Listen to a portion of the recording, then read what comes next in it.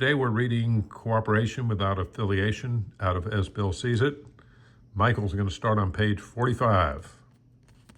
Okay, our companions, page 45. Today, the vast majority of us welcome any new light that can be thrown on the alcoholic's mysterious and baffling malady.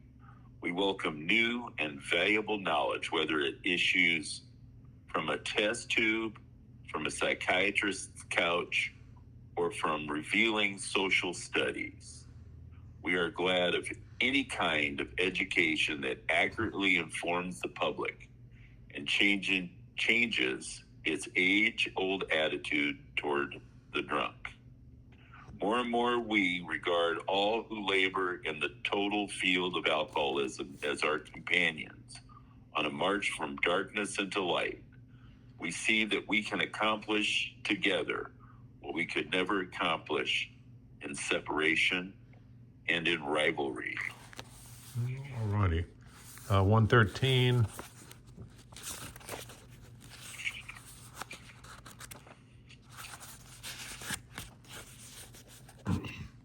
To be fair-minded.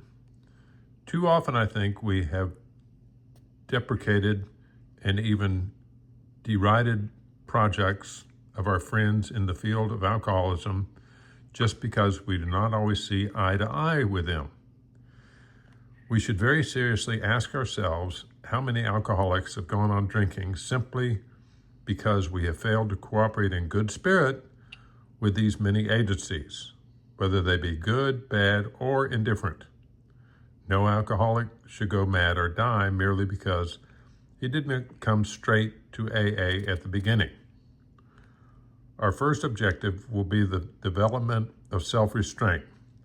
This carries a top priority rating. When we speak or act hastily or rashly, the ability to be fair-minded and tolerant evaporates on the spot. Okay, Michael's going to read 147.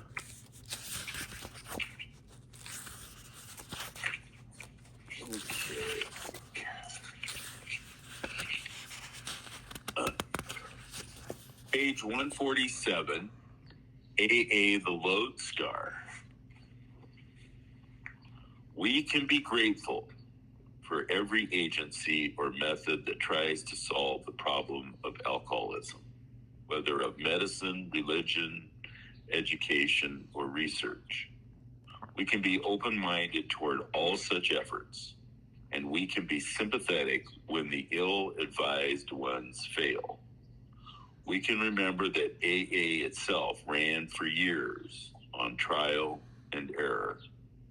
As individuals, we can and should work with those that promise success, even a little success.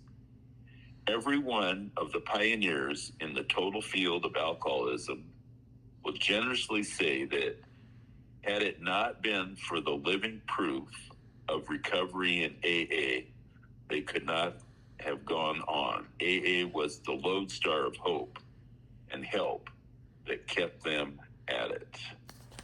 All righty. 180. 80. We're into the even numbers. Yeah. Community problem. The answer to the problem of alcoholism seems to be in education. Education in schoolrooms, in medical colleges, among clergymen and employers, in families, and in the public at large. From cradle to grave, the drunk and the potential alcoholic will have to be completely surrounded by a true and deep understanding and by a continuous barrage of information. This means factual education, properly presented. Heretofore, much of this education has attacked the immorality of drinking rather than the illness of alcoholism. Now, who is going to do all this education? Obviously, it is both a community job and a job for specialists. Individually, we AAs can help, but AA as such cannot and should not get directly into this field. Therefore, we must rely on other agencies on outside friends and their willingness to supply great amounts of money and effort. 225. 225.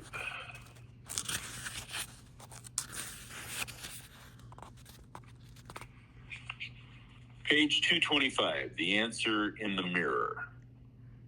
While drinking, we were certain that our intelligence backed by willpower could rightly control our inner lives and guarantee us success in the world around us. This brave philosophy wherein each man played God sounded good in the speaking, but it still had to meet the acid test. How well did it actually work? One good look in the mirror was answer enough. My spiritual awakening was electrically sudden and absolutely convincing. At once, I became a part, if only a tiny part, of a cosmos that was ruled by justice and love in the person of God. No matter what had been the consequences of my own willingness and ignorance of those of my fellow travelers on earth, this was still the truth. Such was the new and positive assurance, and this has never left me. Okay, our last reading is 267.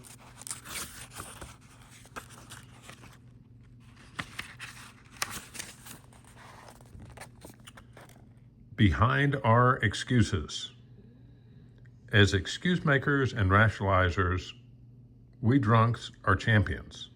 It is the business of the psychiatrist to find the deeper causes for our conduct. Though uninstructed in psychiatry, we can, after a little time in AA, see that our motives have not been what we thought they were, and that we have been motivated by forces previously unknown to us.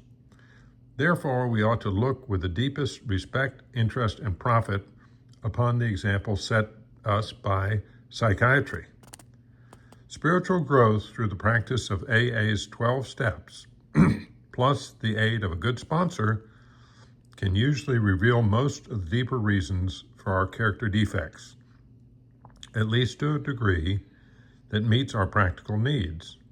Nevertheless, we should be grateful that our friends in psychiatry have so strongly emphasized the necessity to search for false and often uncontentious motivations.